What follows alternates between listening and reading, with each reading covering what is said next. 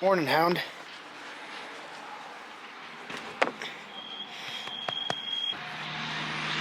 Now that's a man's dog right there.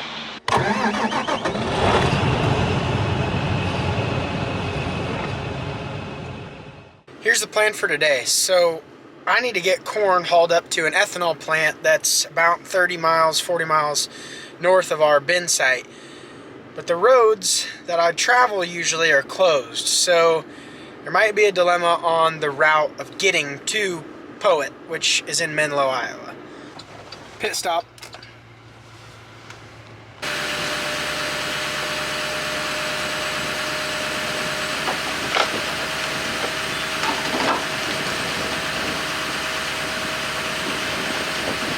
So here's another issue with the current situation that we're in right now. The weather outside is probably a balmy 35, maybe 40 degrees this morning. That's really cold for planting season. Right now it's April 6th, so we're still pretty early, but the forecast for the future doesn't look great for planting, at least in April at this point. But it's anybody's guess with the weather this time of the year. It'll just depend on if the weatherman actually is correct on what we're getting or not.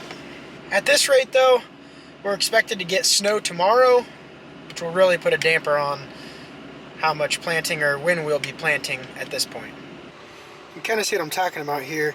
We got 80% chance of rain coming tomorrow, and most of that's going to actually be snow, anywhere from 1 to 3 inches here overnight. Wednesday looks windy. Decent temperatures though. It's going to be the 73. It'll definitely melt off all that snow. But then it looks like Thursday again we have rain. We have a chance of rain Saturday. We have a chance of rain Sunday, maybe Monday, and into Tuesday. So again, it's anybody's guess looking that far ahead, but the 10-day definitely does not look like we're getting any planting done soon.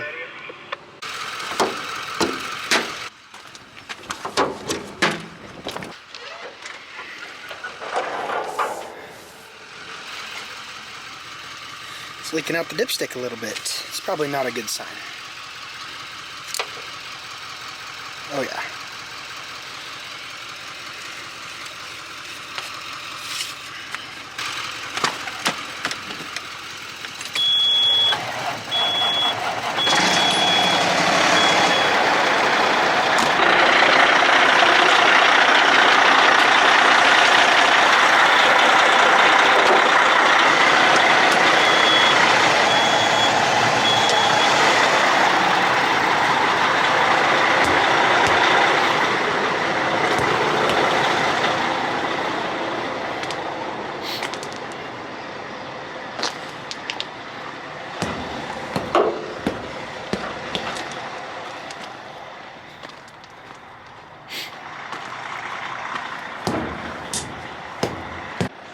So this is the field you guys saw me high-speed disc.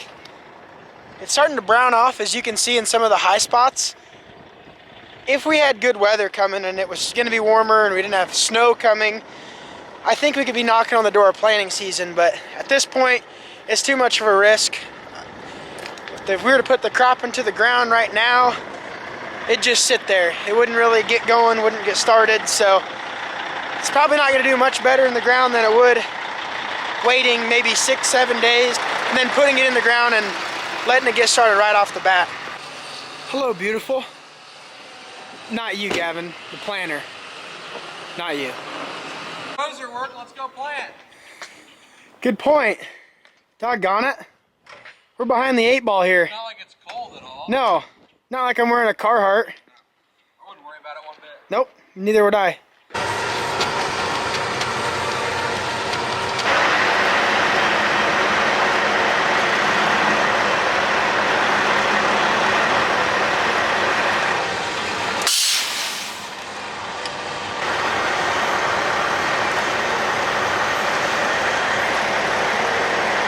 This is my dad and I's grain bin. Right now it's only got my corn in it from last year. This is a 15 to 17,000 bushel bin, depending on how you peak it, and some other factors. But right now I only put around 13,000 in it this year, and I've hauled probably half of that out now. Now we gotta haul an extra 2,000 bushel out that I have contracted for the month of April, and we'll go from there.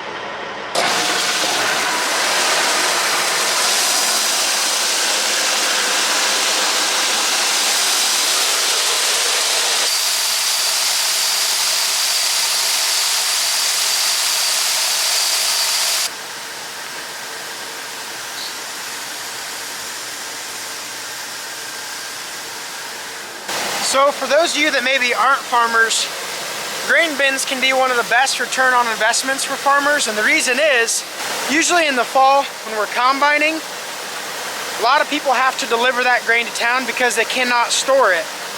The elevators at that point have more grain than they need for that certain period of time, and so they're not paying as much for it. What a grain bin can allow you to do is to throw those bushels into this bin and store that until the elevators are needing grain again and they're paying to get grain delivered to them. On average, we can pick up, anywhere from 40 to 50 cents, maybe by throwing corn in a bin, maybe a little bit better on beans. That ebbs and flows all the time. There's years where you lose money by putting it in the grain bin. There are years where you make a lot of money. Like last year, for example, the harvest price for soybeans was around $9.65 when I sold some soybeans. A couple weeks ago, you could have got at least 11, maybe some more out of it. I can't hold those bushels. I have to deliver them to town. I don't have a way to store them that's feasible, that makes sense, so I have to deliver them to town and I have to take a little bit of a hit. But my corn I can throw in the bin and try to make a little extra money at it.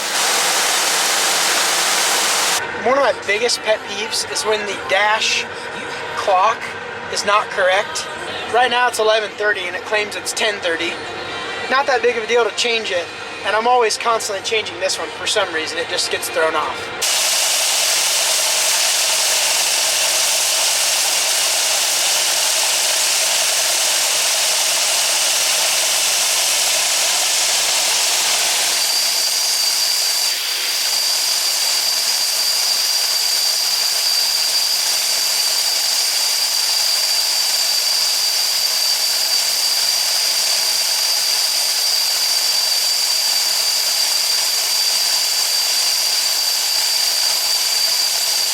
Alrighty, so we are loaded and ready to rock and roll. Like I said, the interesting thing about this load is I'm gonna have to take a route I've never taken before to Menlo because there's road construction halfway up that direction. So we'll see what kind of back road we wind up on. I know we're coming up on the road closed here in not too long, so I gotta kind of be paying attention. They said road closed 10 miles. I think I've gone 10 miles. I have no idea. I'm about to find out. So we're off on the beaten path now. I'm on a gravel road heading west. According to my directions, it says I should be able to turn up here in a second. I don't know. We might be getting lost here.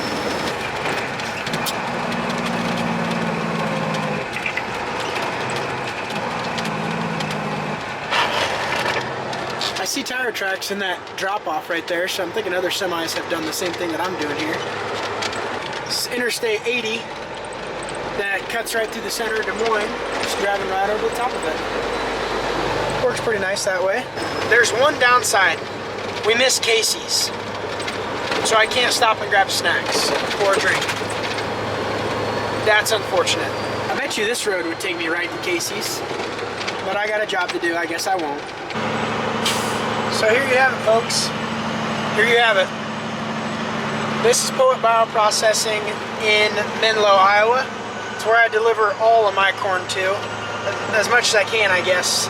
There are a couple farms that can't for certain reasons, but in here, everything moves pretty fast. You can dump as fast as you possibly can. There's not usually a whole lot of lines, so those are nice. That's definitely a nice piece.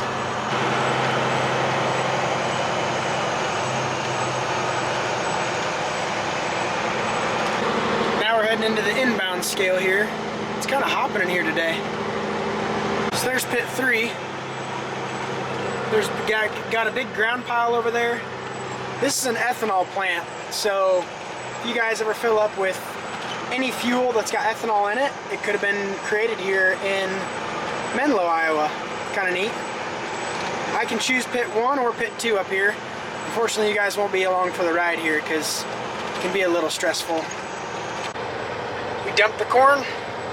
Now we're heading to the outbound scale, which is up here. We're gonna grab our paper ticket copy and get out of here and head back to the bin and try to get another load up. I really really sure what's going on here, but I'm moving plenty fast down the road and these 3 vehicles just passed me. We're not going to get into that again. I've had enough road rage already for the YouTube channel.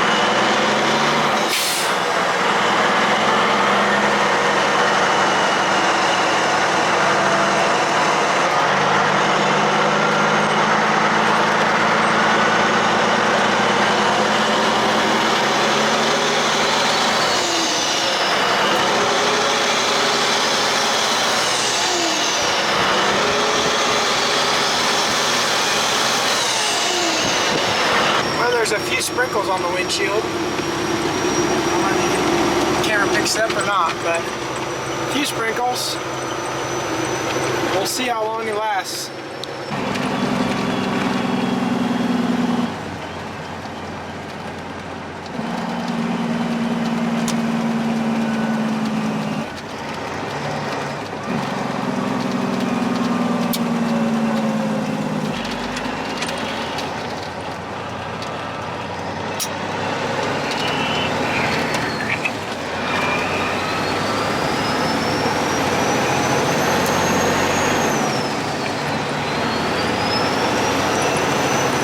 Dumped. That's it. That's all the corn I have contracted right now. Just those 2 loads. We'll see what the market does. Right now I'm on the fence if I should be selling or not, but I don't know. We'll see what the market does and go from there. Perfect. Sounds great. Thank you. I appreciate you doing that. You too. We'll see ya. Alright, so we hauled in approximately 2100, 2150 roughly bushels to Poet, and we sold those 2 contracts today at $4.50. That was for April delivery. That was stuff we had in the bin. I haven't looked back to see what the harvest low was at the time when we were selling grain at the harvest low, but 450 was somewhat of my target to hit, to move the grain out of my bin and be at a profitable level. So we hit that with Poet here in Menlo. We delivered a little bit of bushels, but I'm still leaving some in the bin that's not priced to hopefully catch some rallies coming up soon. I personally feel like the market is going to get a little bit more of a rise out of it, so I'm going to go ahead and wait and hold on to grain for a little bit longer. It might be a terrible decision, but it's the decision I'm going to make. I appreciate you guys sticking around and watching this video. Appreciate the views on the channels and the comments and everything like that. I really enjoy making these videos for you. Obviously, most importantly, I'm making these for Rhett. Rhett, I hope you're being good to your mom. Other than that, guys, that's really all I got for this video. Again, I appreciate you watching. I promise I'll get more footage when I haul up here again, but I haven't really asked Menlo what their camera rules are, so I want to make sure I'm not showing something that I'm not allowed to or whatever. Just want to respect their privacy up there. So I promise I'll ask at some point, but for now, that's all I got. Thanks, guys.